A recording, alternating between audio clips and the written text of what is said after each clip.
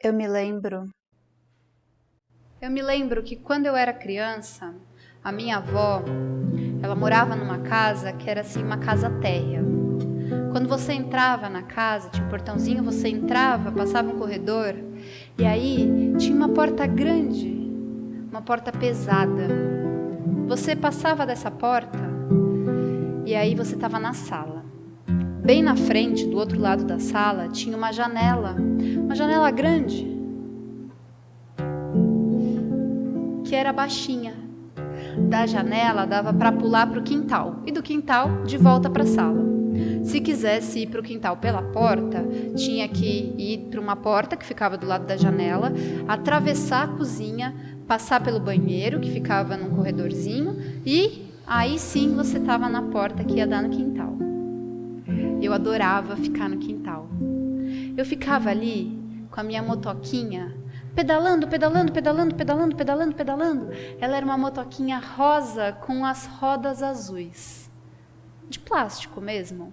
Parecia que eu ia longe, enquanto eu nunca saía daquele quintal. Quando ia dando a hora do almoço,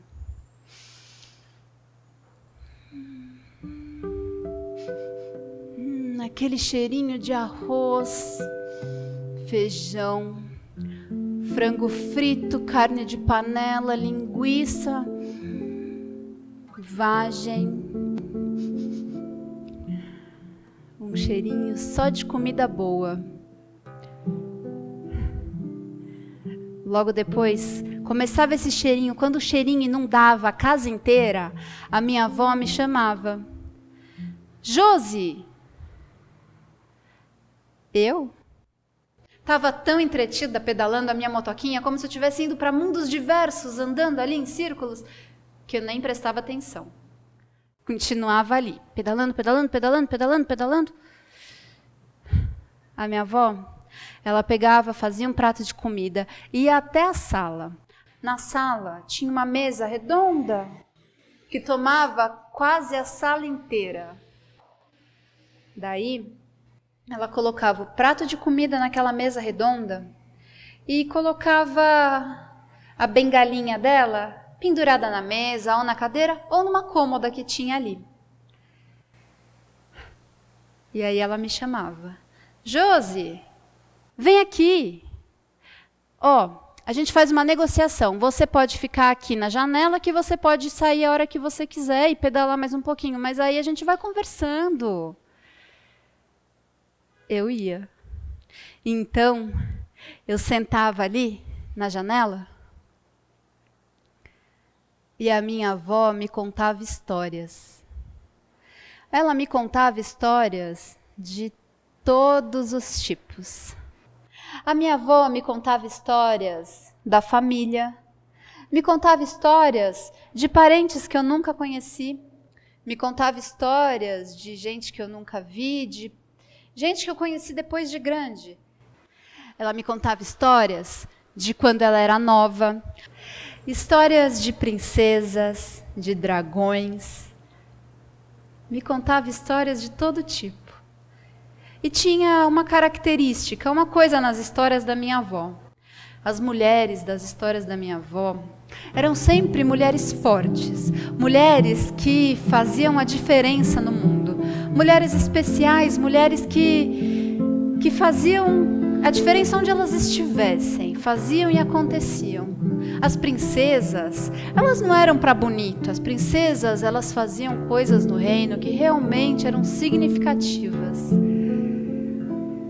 Elas eram incríveis e eu fui admirando ali. Mas, na verdade, todo esse monte de história que minha avó me contava era uma técnica. Cada vez que ela me falava alguma coisa muito incrível, eu fazia assim... E aí, uma colherada de comida entrava na minha boca e eu comia. E assim ela foi alimentando a minha vida de histórias, alimentando a minha imaginação com as histórias e alimentando o meu corpo com aquela comida gostosa. Mas aí a gente vai crescendo, né? E menina vai crescendo e os adultos chegam em casa Os adultos chegam em casa e começam a perguntar: Mas é uma menina. Mas é uma menina, você tinha que brincar de casinha. Por que ela brinca de Como carrinho? é que vai fazer quando for casar? Não vai saber arrumar uma casa porque nunca brincou de menina casinha, brinca né? de carrinho? Por que menina brinca de boneco de herói? Por quê? Como você não gosta de boneca? Ela tem que brincar de casinha. Gostar de porque boneca e aí, quando ela tiver crescer, filho? como é que ela vai limpar a casa? E aí, vai crescendo mais um pouquinho. E aí, as perguntas elas foram mudando para. Mas e você vai casar quando? Imagina não ter namoradinho. Já tem namoradinho? Mas você gosta de alguém, Quando é né? que você vai casar? O que? Você não quer casar? Como assim? Casar? Mas Quando que você vai Tem que casar? sim, Quando? onde já se viu uma Quando menina, você tem vai que casar? Vai querer casar? Claro que quer casar. Ah, é porque você ainda não cresceu ainda o eu suficiente. tenho Daqui a 9 pouco você vai anos, ver. Você vai tenho querer 10 casar, vai anos, eu gostar de tenho alguém, 12 vai querer anos. casar, vai querer morar Mas junto, quando que ficar você vai junto, casar? casar? Você acha que você vai... E a minha avó, Ela ia me lembrando daquelas histórias que ela me contava na janela. minha avó dizia que eu podia brincar do que eu quisesse. Ela deixava eu brincar de carrinho, brincar de avião. Eu podia brincar de guerreiro, de soldado, do que fosse. Dizia que casar era quando eu quisesse, mas o que eu tinha que fazer era estudar. Estudar para ser independente, estudar para ser livre. E vai casar quando? Perguntavam. Vai casar quando? Quando você vai casar? Quando você vai casar? Mas quando é hora de casar? E a minha avó me lembrava das mulheres, daquelas histórias que ela me contava, e elas casavam a hora que elas bem entendessem. A hora que elas encontrassem alguém especial, a hora que elas queriam. E se não fosse importante, elas não casavam e estava tudo bem. E vai casar quando? Perguntavam. Vai casar quando? Quando você vai casar? Quando você vai casar? Mas quando? Quando é hora de casar?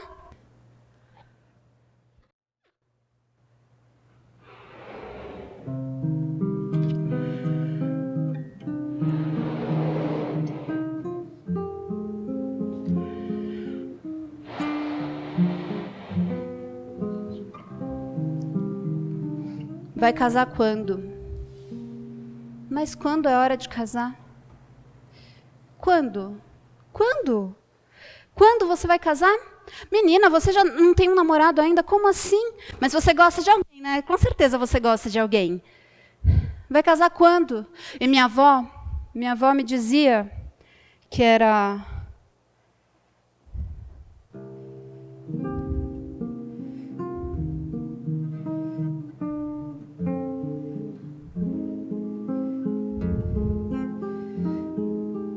quando eu quisesse.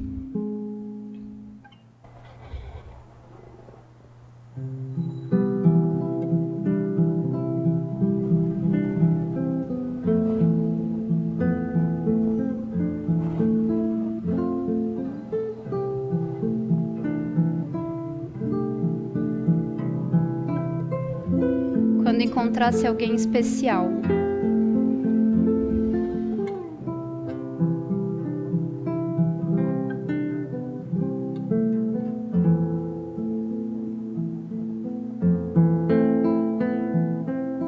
Quando tivesse amor.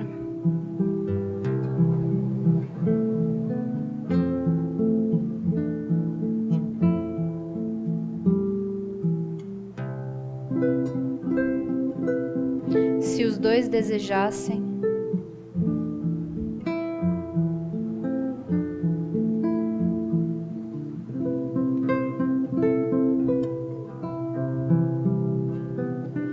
Se fosse de verdade.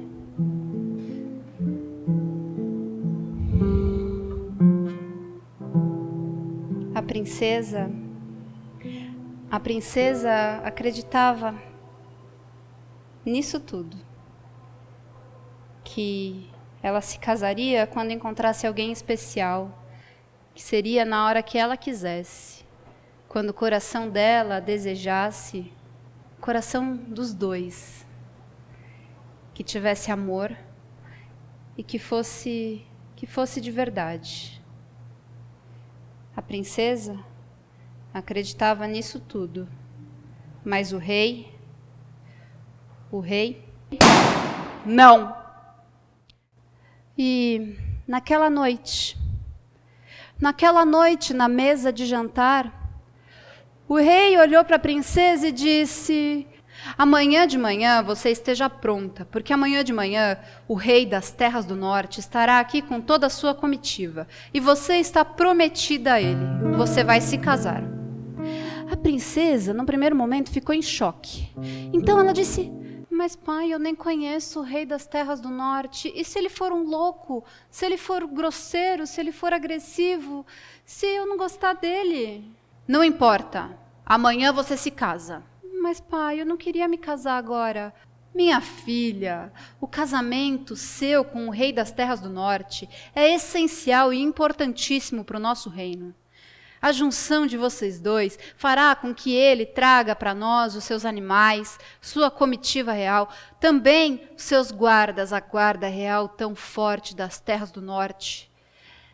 É essencial que você se case e tornará o nosso reino mais forte. Pai, é um casamento, não é um negócio. Chega de conversa, chega de choro. Vai já para o seu quarto e amanhã esteja pronta, porque amanhã você se casa. Com o rei não tinha conversa. Ele só pensava no quanto a junção daqueles dois reinos era importante para conquistar mais reinos, para ter mais guardas, para ter mais dinheiro.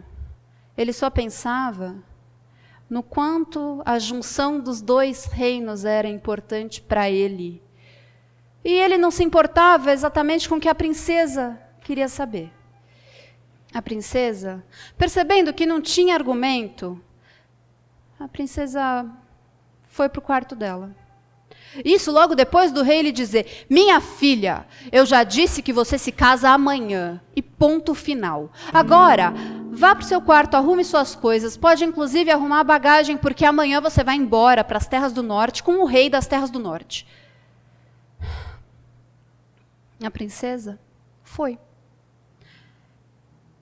Subiu as escadas do castelo, foi até o quarto dela, não disse uma palavra. Mas no instante em que ela fechou a porta, ela sentou na cama e começou a chorar. E a princesa chorava copiosamente. Chorava e chorava e chorava e chorava e chorava. E chorava como se não houvesse amanhã. E enquanto ela chorava, ela pedia ao seu corpo que encontrasse um caminho. E à sua mente que encontrasse uma solução.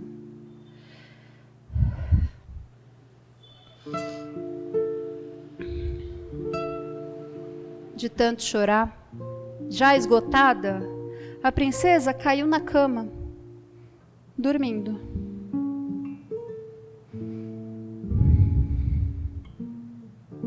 Quando amanheceu, ela sentia a cabeça doendo, aquela dor de cabeça de quando você dorme chorando, chorando demais, e a cabeça chega a doer, os olhos doem, tudo dói.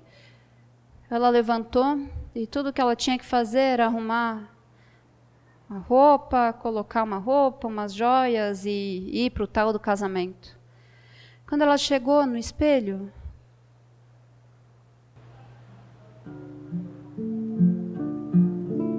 no rosto da princesa tinha nascido uma barba de cachos ruivos, grandes, cheios. A princesa pegou uma tesourinha, mas no mesmo instante em que ela cortou um cacho, nasceu no mesmo lugar um outro, mais forte, mais ruivo, mais brilhante. A princesa tentou cortar um outro e, de novo, mais forte, mais ruivo, mais brilhante. Ela desistiu. Colocou um vestido vermelho de veludo que a mãe tinha lhe dado. A mãe que durante a infância toda dela estimulou e deixou que ela aprendesse de tudo. Ela podia ajudar as cozinheiras e aprender a cozinhar, aprender a limpeza do castelo, aprender a cavalgar, aprender também com os soldados a manipular uma espada. Ela pôde aprender de tudo um pouco.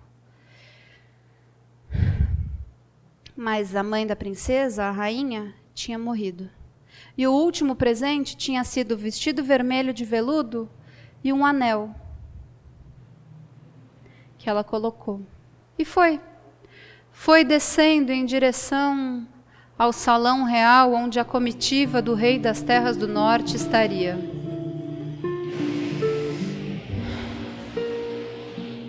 Quando ela chegou ali, todo mundo olhou para a cara dela, e o rei das terras do norte, já ficou indignado, ficou com raiva, ele não sabia nem o que ele sentia.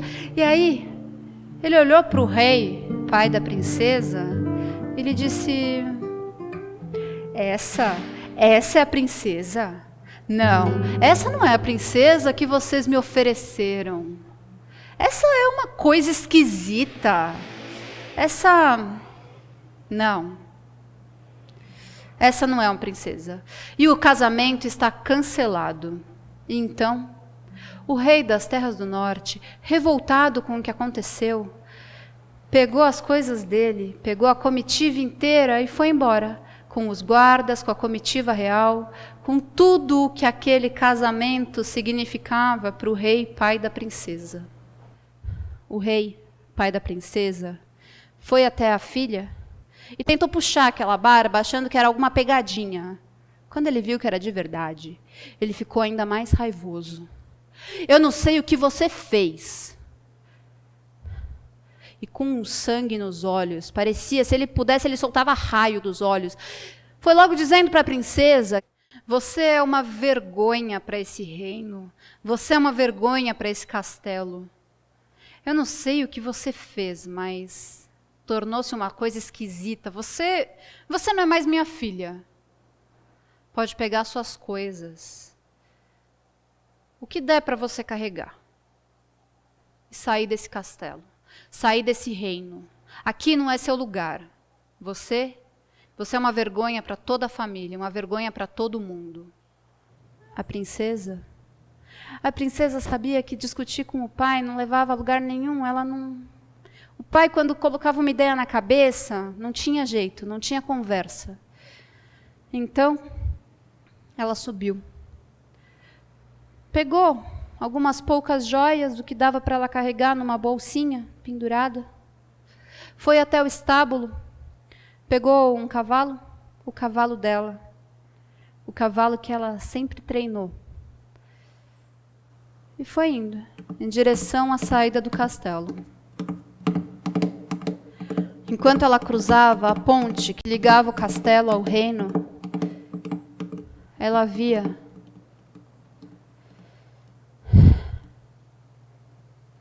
à frente. À frente, tudo que ela não conhecia. Tudo que era desconhecido. E atrás,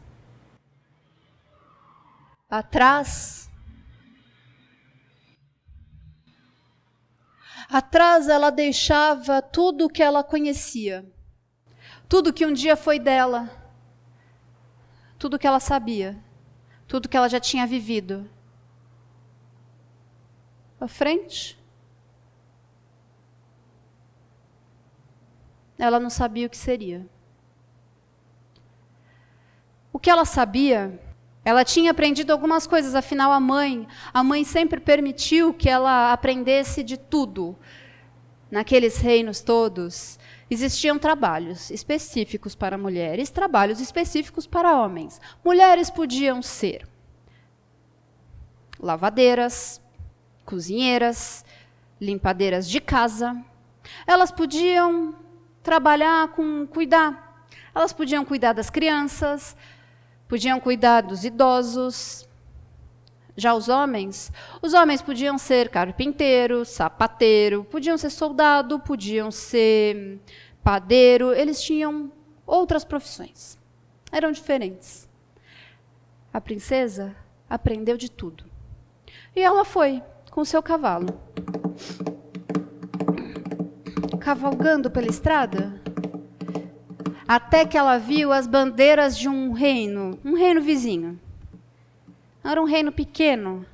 Ela entrou na primeira aldeia desse reino e foi de porta em porta. Oi, você tem um trabalho para uma mulher? Eu posso lavar, passar, cozinhar, fazer bolo. Não. Oi, você tem um trabalho para uma mulher? Eu posso lavar, passar, cozinhar, fazer bolo. Eu sei ler, sei escrever, posso ensinar também. Posso cuidar de criança. Qualquer coisa. Não. Oi, você tem um trabalho para uma mulher? Qualquer trabalho para uma mulher. Eu posso lavar, passar, cozinhar, fazer bolo, cuidar de criança. Eu também sei ler, sei escrever, posso ensinar. Não. Oi, você tem um trabalho para uma mulher? Qualquer coisa, eu posso lavar, passar, cozinhar, fazer bolo, cuidar de criança, eu também sei ler, sei escrever, posso ensinar, não? Qualquer coisa para uma mulher? Não, não, não, não, não, não, não. Era um não atrás de outro não, até que em uma porta. Oi, você tem um trabalho para uma mulher? Qualquer trabalho para uma mulher, eu posso lavar, passar, cozinhar, fazer bolo, cuidar de criança, eu também sei ler, sei escrever, posso ensinar. Ora, ora, ora, é claro que aqui ninguém vai te dar um trabalho para uma mulher, porque com essa barba, é claro que você é um homem. E a princesa, sabendo que naquele reino ela não ia encontrar trabalho, ela pegou o seu cavalo e foi de novo. Até que ela avistou as bandeiras de outro reino. Entrou na primeira aldeia do reino. Oi, você tem um trabalho para um homem? Qualquer trabalho para um homem. Eu posso ser pintor, açougueiro, sapateiro, padeiro. Eu posso arrumar qualquer coisa na sua casa. Não. Oi, você tem um trabalho para um homem? Qualquer trabalho. Eu posso ser padeiro, açougueiro, pintor. Qualquer trabalho para um homem, sapateiro. Eu posso engraxar sapatos. Não. Oi, você tem um trabalho para um homem? Qualquer trabalho para um homem. Eu posso ser pintor, açougueiro, sapateiro. Qualquer coisa. Eu posso também fazer trabalho de carpintaria, arrumar qualquer coisa na sua casa. Não, não, não, não. E depois de vários nãos, eis que em uma porta... Oi, você tem um trabalho para um homem? Qualquer trabalho para homem. Eu posso ser açougueiro, sapateiro, padeiro... Pintor, eu posso fazer qualquer trabalho para um homem. Ora, ora, ora. Aqui ninguém vai te dar um trabalho para um homem, porque é claro que com o seu corpo a gente sabe que você é uma mulher. E a princesa agradeceu, pegou o seu cavalo e foi de novo pela estrada. Cavalgando e pensando que ela não conseguia trabalho para homem porque ela se parecia uma mulher, mas ela não conseguia um trabalho para uma mulher porque ela se parecia um homem. As joias que ela tinha dava para viver por pouco tempo, ela precisava encontrar uma solução. Foi quando ela viu um soldado que estava ali, parado no meio da estrada. O cavalo dele estava preso numa árvore e ele estava comendo a sua comida. Ele estava ali comendo bem tranquilo, quando a princesa chegou para ele e perguntou se por um acaso ele aceitava fazer uma troca. Ela lhe daria as joias, e mostrou as joias que ela tinha, em troca da armadura de soldado. Ele olhou aquelas joias e na mesma hora ele aceitou. Ela então pegou a armadura, mas aí ela pensou que ela precisava de um escudo e uma espada. Olhou para ele e só lhe restava o anel que a mãe tinha dado. Ofereceu o anel, ele aceitou, entregou a espada e o escudo. A princesa então vestiu aquela armadura, o elmo na cabeça, colocou espada na bainha, escudo na mão, subiu no seu cavalo e foi cavalgando. Ela sentia, com o elmo ainda aberto, o vento assim entrando, passando pela barba, passando por aqueles fios ruivos. Quando ela avistou as bandeiras de um novo reino, abaixou o elmo, deixando aparecer somente os olhos. Entrou naquele reino, e ela, que já conhecia como que era dentro dos castelos, nos reinos, ela se ofereceu para ser soldado. Pediu para saber onde era o castelo, foi até o castelo, chegou lá e se ofereceu para ser soldado. Um guerreiro a mais. Aquele reino estava em guerra. Então, na mesma hora, aceitaram. Ela começou a treinar. Ela já tinha aprendido lá nos tempos de quando ela era jovem, quando ela era criança, adolescente. Ela já tinha aprendido a manejar a espada, segurar um escudo, mas ela não tinha ainda treinamento. Com o tempo, ela foi treinando, ficando cada dia melhor. Ela se tornou não só um bom guerreiro, se tornou o melhor de todos. Começou a vencer uma batalha atrás de outra, uma batalha atrás de outra, uma batalha atrás de outra, ganhou todas as batalhas possíveis. Mas no reino, ela nunca tirava aquela armadura de soldado, aquele capacete, o elmo, e somente abria, tirava à noite. Só à noite. Só à noite que ela tirava o elmo, aquela armadura, vestia o seu vestido vermelho de veludo e dormia. Ela nunca ia nas festas, ela não cortejava ninguém. E no reino, na corte, começavam a perguntar: quem é esse soldado? Quem é esse soldado que nunca corteja ninguém? Esse soldado que nunca corteja as outras donzelas? Quem será esse guerreiro que nunca mostra a cara? Quem é esse soldado? Quem? Quem é esse soldado que não mostra a cara? Quem é esse soldado que a gente não sabe quem é? Por quê? Por que esse guerreiro nunca mostra a cara? Por que ele não corteja as donzelas da corte? Ele é muito bom com as armas, mas por que a gente não pode ver a cara dele? Quem é esse guerreiro? Naquele instante ela sabia. Era hora de partir. Ela então agradecia ao rei e ia embora. Com o seu cavalo, ia embora em direção a outro reino. Com o tempo, a fama foi correndo de um lado para o outro, aquela fama da princesa, não, do guerreiro misterioso. A fama do guerreiro misterioso, que ninguém sabia quem era, que ninguém via a cara, foi correndo. Um guerreiro que ganhava todas as batalhas, que era o melhor guerreiro de todos os lugares. É lógico que quando ela chegava num reino, já estavam de braços abertos, loucos para ela chegar. Ela, guerreiro. Então, batalhava, ganhava batalhas. Quando começava o burburinho, mas quem é esse guerreiro? Onde já se viu esse guerreiro nunca vem nas festas? Por que ele não mostra a cara? Por que ele não abre ele não abre o elmo para mostrar um pouquinho os olhos? Era a hora de partir.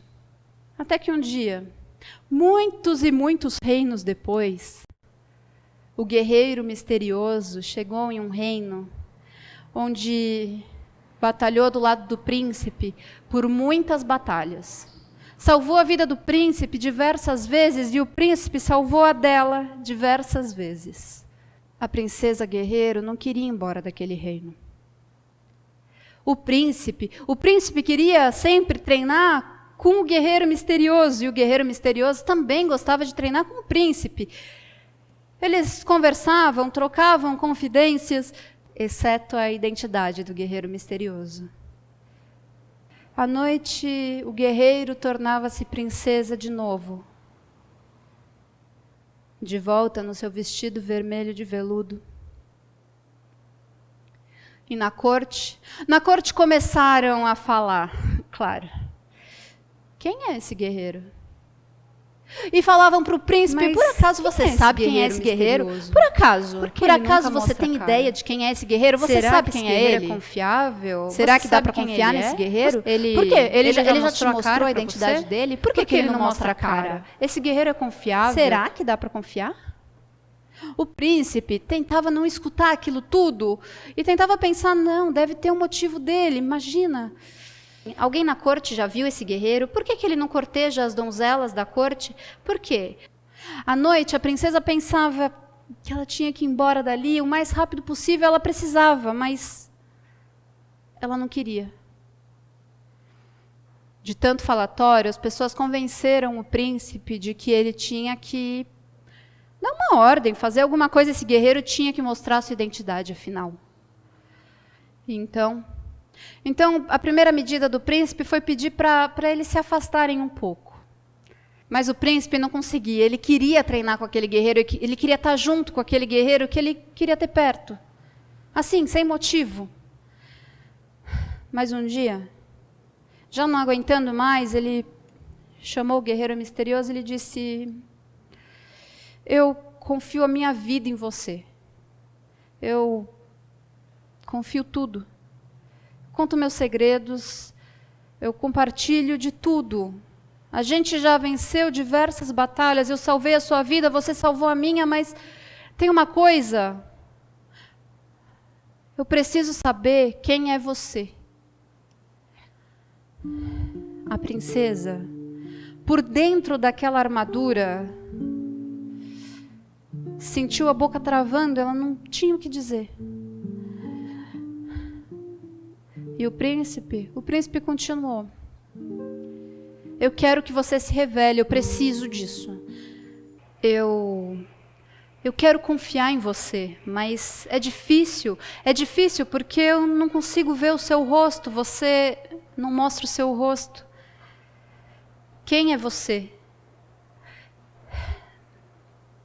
Eu não aguento mais não saber. Então, eu não sei se eu posso confiar em você.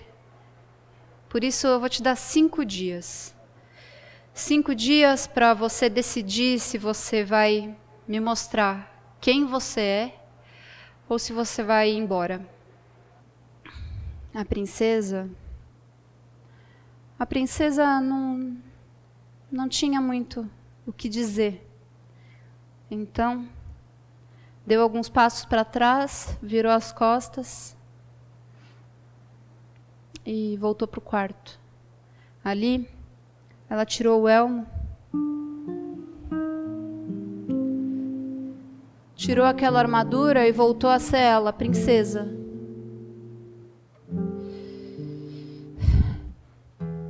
No elmo, ela olhava o reflexo.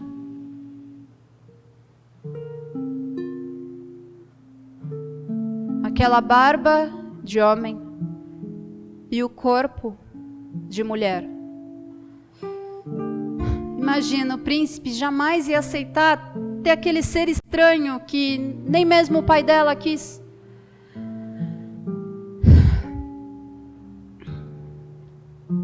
E ela chorou. E começou a chorar copiosamente, chorava como se não houvesse amanhã. E enquanto ela chorava, ela pedia ao corpo dela um caminho e à mente uma solução. E chorava, até que ela caiu dormindo, esgotada. Quando amanheceu, ela sentiu que tinha alguma coisa diferente. Ela teve até medo de olhar, até medo de tocar o rosto. Mas ela olhou, o reflexo no elmo mesmo. E tinha alguma coisa realmente diferente. Quando ela foi olhar no espelho,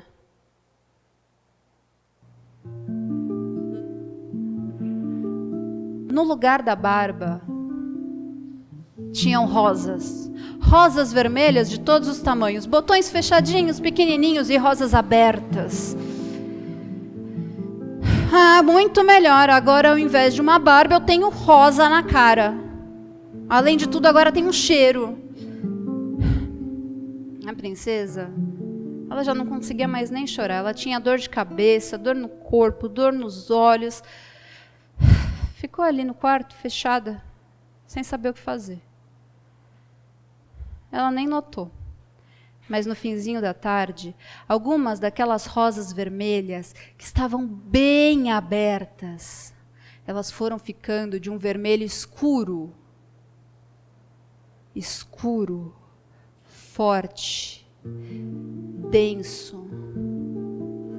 Ela dormiu. E quando ela acordou, aquelas rosas vermelhas escuras, elas tinham caído. Tinha pétalas pela cama, pétalas pelo chão. No lugar de onde elas caíram, não brotou nenhuma rosa nova. Outras rosas foram desabrochando, aquelas que eram botões foram se abrindo. Quando anoiteceu, estavam bem vermelhinhas. A princesa dormiu e de manhã, de novo, na cama, pétalas de rosas, pelo chão mais pétalas de rosas. E no rosto, alguns botões ainda, mas vários pedaços sem nada. Anoiteceu e de novo, pétalas de rosas na cama, pétalas de rosa no chão. Quando amanheceu, ela olhou e o rosto era exatamente o mesmo de quando ela era uma princesa, antes daquele casamento forçado que ela não queria. Ela era de novo princesa. Mas não era a mesma princesa daquele tempo. Agora ela era princesa de corpo, de rosto e guerreiro por escolha. E ela pegou o elmo, colocou debaixo do braço, vestido vermelho no corpo e desceu. Abriu a porta, desceu as escadas e atrás ela deixava aquela vida escondida, a vida escondida que ela tinha tido antes. À frente, o desconhecido, o novo, a nova princesa que ela era. Uma princesa guerreiro. Princesa por nascimento, guerreiro por escolha. E foi se apresentar ao rei, ao príncipe. Apresentou-se ao príncipe, finalmente mostrando a cara. Se eles se casaram, depende. Depende se os dois quiseram. Depende. Se o coração decidiu que era a hora. Depende. Se foi uma decisão dos dois juntos para ficar bem. Mas ela sabia que ela tinha escolha. E as histórias da minha avó eram assim. As mulheres decidiam, as mulheres descobriam que tinham escolhas. Elas podiam escolher quem elas eram, escolher o que elas queriam ser, escolher a maneira de viver. A minha avó ia ligando uma história na outra, assim, e eu ia viajando por mundos, por reinos, por tempos. Há muito tempo. Há muito tempo atrás, num lugar na Escócia, num lago chamado Lago Midway, um lago enorme, um lago conhecido como um lago mágico, um lago encantado. Naquele lago encantado, algumas pessoas tinham medo de chegar perto. E algumas pessoas diziam que, imagina, não tem nada aí. Um dia, um pastor muito corajoso levou as suas ovelhas para pastorear em torno desse lago. Deixou as ovelhas pastoreando, sentou ali num canto, encostou numa árvore e ficou ali, observando as ovelhas.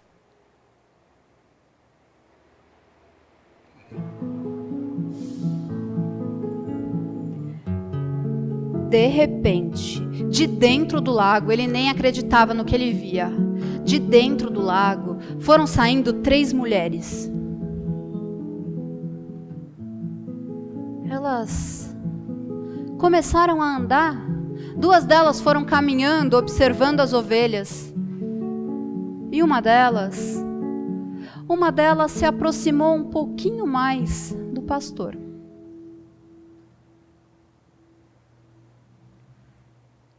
O olho dele, quando viu aquela mulher, brilhou. Era a mulher dos sonhos dele. Ele então, pensando em qualquer coisa que ele podia fazer para tentar puxar um assunto, para demonstrar que ele pegou um pão que ele tinha ali e ofereceu para ela. Ela olhou aquele pão, devolveu. Não posso aceitar o seu pão. Ele é muito duro. Ele ficou meio sem jeito. Ela foi embora, voltou para o lago junto com as outras duas. Elas eram praticamente idênticas. Isso se não eram idênticas. No outro dia, à noite ele ficou pensando, ele tinha que fazer alguma coisa. No outro dia, ele levou um pão mais macio. Um pão bem maciozinho. Colocou nas coisas dele e subiu ali com as ovelhas, deixou as ovelhas pastoreando em torno do lago, sentou no mesmo lugar e ficou esperando. Mas dessa vez ele tinha uma ansiedade, ele ficou esperando meio pensando o que vai acontecer. Será que ela vai? Será que elas vão aparecer? Foi quando as 3 mulheres saíram de dentro do lago. De novo. E de novo, 2 delas foram passeando em torno das ovelhas e uma ficou ali, perto dele. Chegou até perto dele, observou. Ele então pegou o pão e ofereceu. Eu não posso aceitar. O seu pão está cru. Ele ficou sem jeito de novo e colocou o pão ali na bolsa dele. Ela voltou para o lago, voltou lá para dentro do lago junto com as outras 2. Mas ele observou que assim que elas entraram no lago, tinha um pão boiando. Boiando ali, bem no lago. Ele deu um jeito de pegar. Ele tinha medo de entrar no lago, porque todo mundo tinha medo de entrar naquele lago, afinal era um lago encantado, mágico, ninguém sabia o que tinha ali dentro, sabia que tinha aquelas 3 mulheres que saíam do nada, mas ele foi se esticando até que ele conseguiu pegar o pão. Colocou nas coisas dele e pensou, amanhã eu volto. Então, no dia seguinte, levou as ovelhas para pastorear, sentou ali, encostou e ficou esperando, dessa vez cheio de vai dar certo. Esse pão deve ser o pão delas mesmo, vai dar certo. Elas saíram e de novo ela se aproximou. Ele então pegou o pão e ofereceu. No mesmo instante ela deu um sorriso e disse, sabendo exatamente que aquele pão significava o que ele queria, que era ficar com ela. Então ela disse que ela, claro, podia, adivinhando os pensamentos dele, ela podia ser uma esposa igualzinha, tão boa quanto qualquer esposa da terra. E sim, ela poderia viver na terra. Mas que se ele, por acaso, quisesse casar com ela, ele precisava identificá-la entre as 15 irmãs. Se ele acertasse, era possível o casamento. Ele aceitou. Então, de dentro do lago, saíram outras mulheres. E as 15 ficaram assim, uma do lado da outra, logo depois de se misturarem e andarem em torno das ovelhas. Uma do lado da outra. Ele parou.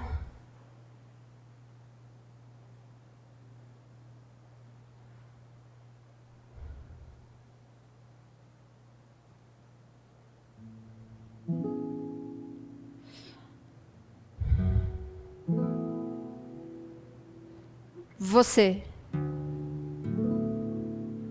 Ele acertou. Ele tinha certeza, porque tinha uma amarração na sandália dela que era diferente das outras. Ela então foi até ele. As irmãs todas voltaram para o lago, ficaram só 2. E ela disse que podia sim se casar. Ela entraria com um grande dote, com 3 novilhos, 2 bois, galinhas, patos. Entraria com animais, com um monte de animais para eles. Mas tinha uma condição. Para o casamento dar certo, tinha uma condição, claro. A condição era uma condição simples. Ela então disse que a condição é: você não pode me bater. Se você me bater 3 vezes, eu volto. Volto para o meu reino, para a minha terra, com as minhas irmãs, com a minha família. Volto. E levo comigo tudo que eu trouxe. Ele aceitou. E eles viveram um casamento feliz. Eles estavam indo super bem. Estava tranquilo, estava tudo bem. Tiveram 2 filhos, estava uma alegria aquele casamento. Todo mundo olhava e falava: nossa, que casamento perfeito. E aí teve um batizado. Teve um batizado na aldeia. E eles estavam caminhando, indo para o batizado, quando ela percebeu que o caminho era muito longo e o pé dela começou a doer. Ela então perguntou se eles não poderiam ir a cavalo. Ele disse que tudo bem, desde que ela buscasse os cavalos. Ela então pediu que ele buscasse as luvas dela antes. E ele foi buscar as luvas. Ela ficou ali esperando as luvas para poder buscar os cavalos. Foi quando ele apareceu com as luvas, viu que ela ainda não tinha ido buscar os cavalos e: mulher, você não foi buscar o cavalo ainda? Já estou indo. E essa foi a primeira vez. Pegou o cavalo, eles foram para o batizado, foi uma alegria, a vida foi passando, era tudo muito bom naquela casa, tudo dava muito certo. E aí teve um casamento. Quando eles estavam na igreja, na hora do casamento, todo mundo com aquele sorriso de casamento. E ela começou a chorar. Chorava como se não houvesse amanhã. Foi quando ele ali, sentado do lado dela: mulher, por que você está chorando desse jeito? É um casamento, você tem que ficar feliz. Por que você está chorando?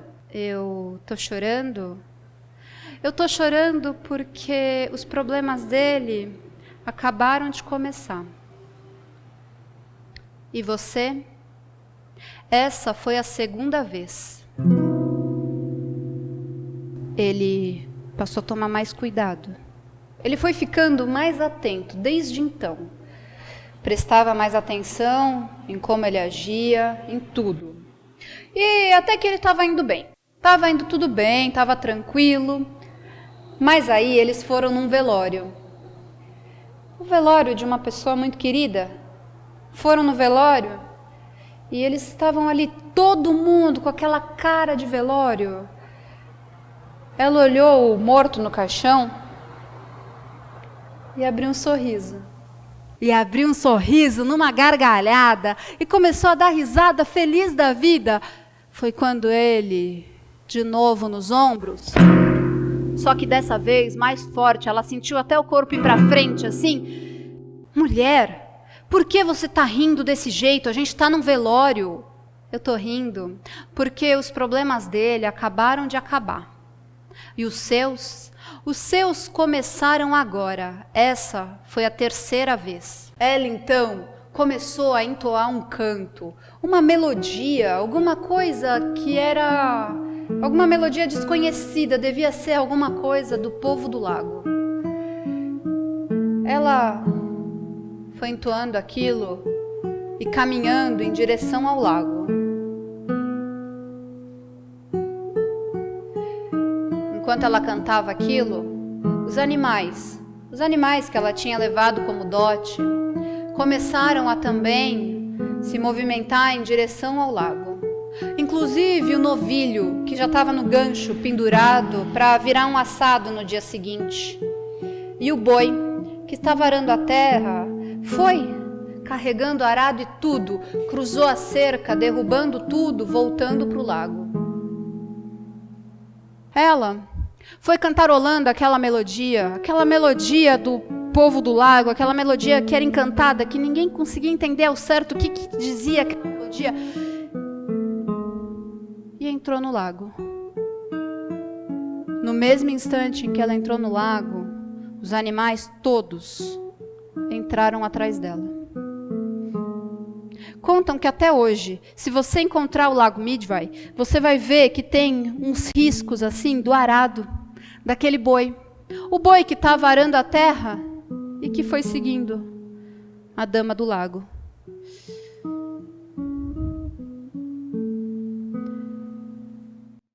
Ela foi vista de novo alguns anos depois, quando ela voltou para encontrar os filhos e deu a eles alguns dons. Um, de entrar nas terras do lago, entrar nas águas do lago, quando eles quisessem. Afinal, eles também eram povo do lago. E o outro dom, o dom que eles mais utilizaram, que era o dom da cura.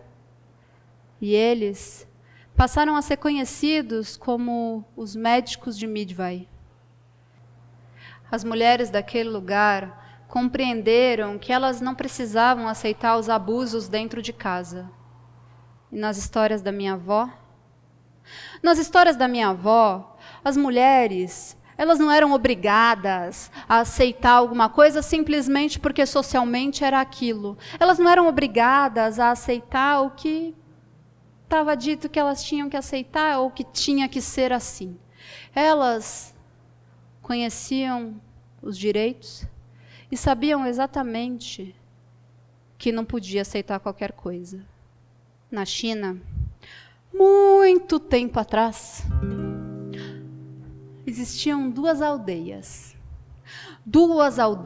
que viviam em guerra.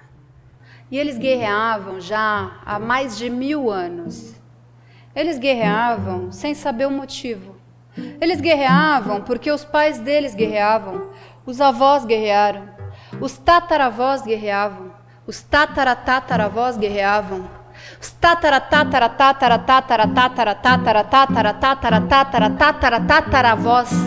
guerreavam. Já não sabiam se eles guerreavam porque era o prazer da guerra, o prazer de ver o sangue escorrendo no chão. Ou se eles guerreavam, talvez porque eles eram como animais selvagens que precisavam da adrenalina da guerra, da adrenalina da batalha. Ou talvez eles fossem como feras, como ursos, que precisavam daquilo. Ou talvez eles apenas tinham prazer em guerrear. Ou talvez eles fossem animais. A guerra, ninguém sabia exatamente o que era sair vitorioso, porque afinal eles não sabiam por que eles estavam guerreando. Então, sair vitorioso era sair com vida. Morrer era perder a guerra. E as pessoas já não envelheciam naquela aldeia. Elas apenas viviam até morrer na guerra. E eles guerreavam, e guerreavam, e guerreavam, e guerreavam, e batalhavam o tempo todo, sem motivo algum. Eles já estavam ali, prontos. Lança na mão, apenas esperando a ordem dos generais.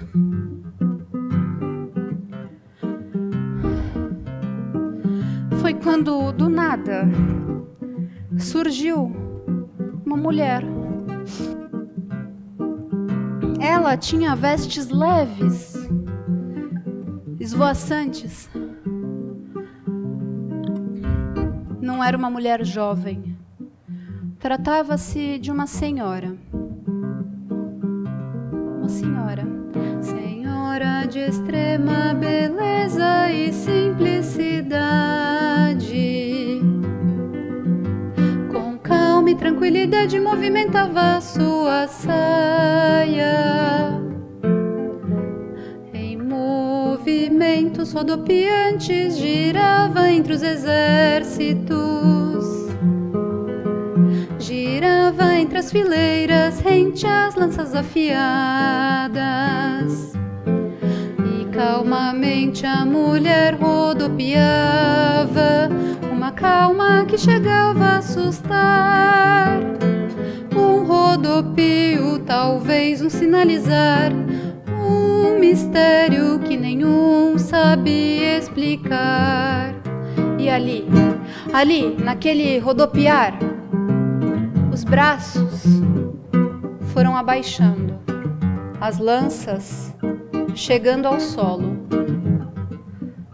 E ela continuava dançando.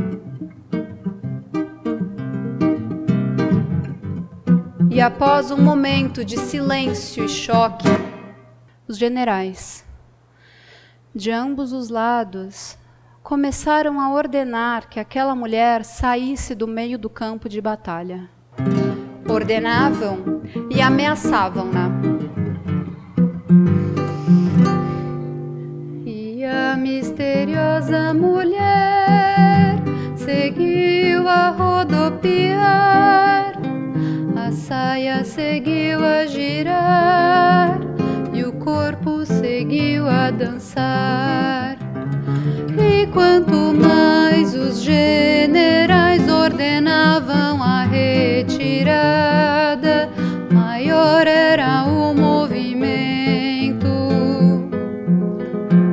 Um giro em direção ao centro, sinal que iria ficar. E ali, os generais começaram a perguntar quem era aquela mulher.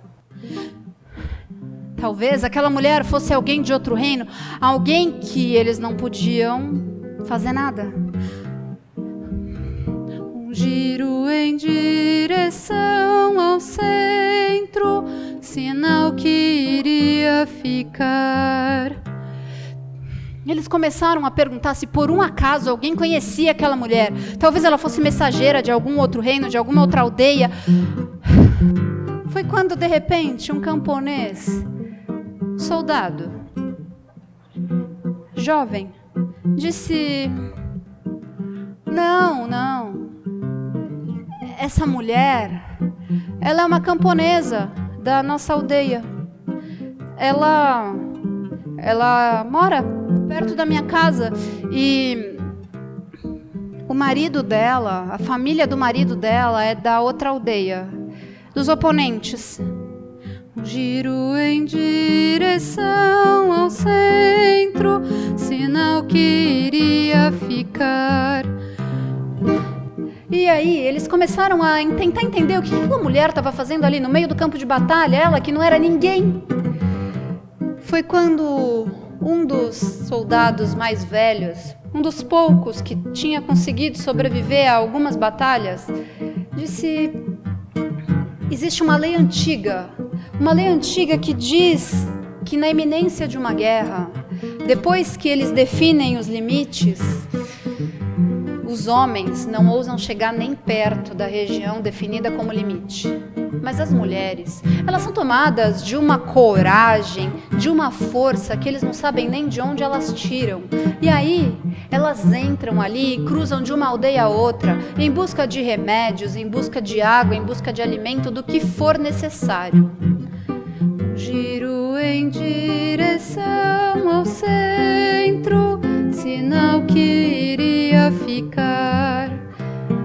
E continuou lembrando que naquela lei dizia alguma coisa... Claro, as mulheres, elas são símbolos do não combate, fracas, frágeis. Então, ninguém precisa se preocupar com elas. Sendo assim, elas ganham esse direito de transitar e elas também ganham o direito de conversar com os generais de qualquer um dos lados para tentar conciliar. Um giro em direção ao centro, sinal que iria ficar. E as mulheres que podem ser conciliadoras, elas podem chegar para qualquer um dos generais ou para os dois e tentar pedir para aquela guerra não acontecer, para que aquela batalha não aconteça. Elas podem tentar dizer alguma coisa, elas podem chegar nos generais. Giro em direção ao centro, sinal que iria ficar. E aquelas mulheres, elas tendo esse direito, se por um acaso elas, as únicas que podem conversar com os generais de qualquer um dos lados, que podem transitar por qualquer um dos lados, afinal são fracas, frágeis, não combatentes, se por um acaso o general se recusa a escutá-la, ela pode, no meio de um campo de batalha, tirar suas roupas. Um giro em direção ao centro, sinal que iria ficar. E na sequência de tirar as roupas, ela pode pegar a lança de qualquer um dos soldados, de qualquer um dos lados, e tirar a própria vida. Ali, no meio.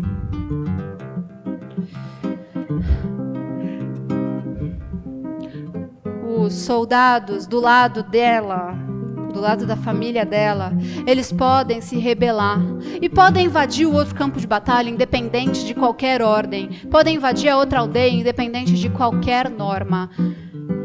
Um giro em direção ao centro, sinal que iria ficar.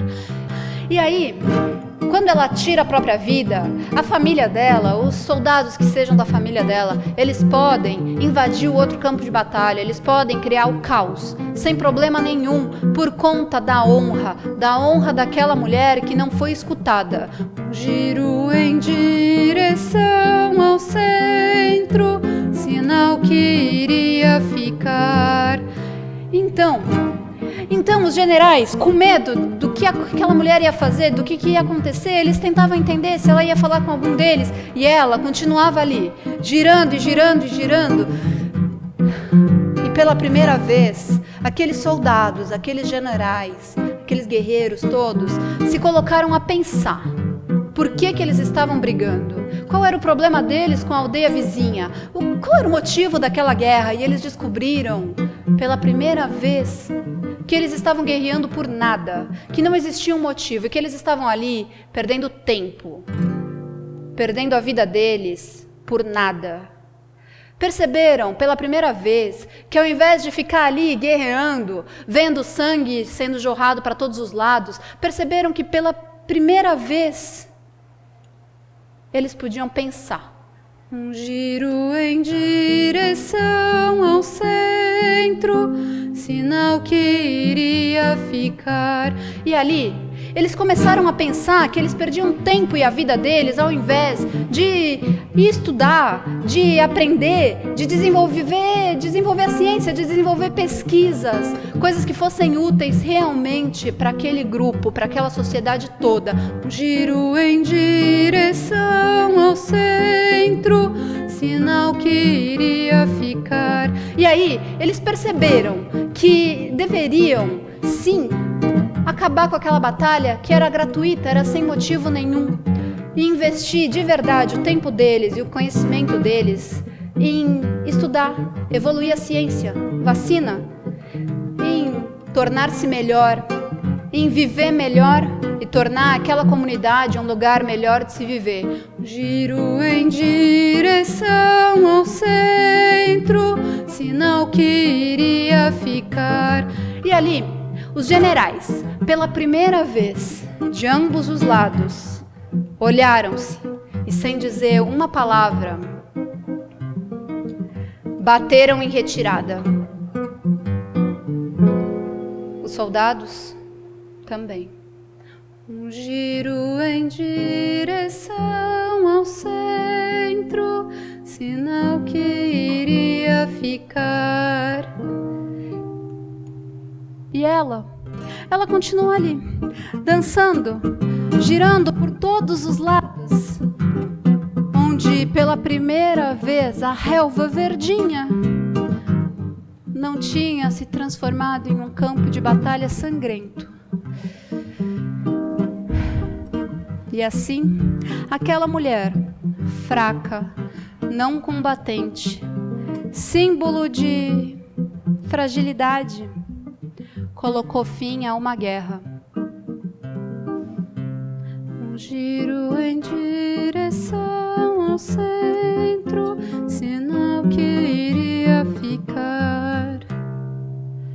E as mulheres das histórias da minha avó, elas eram assim, fortes, decididas.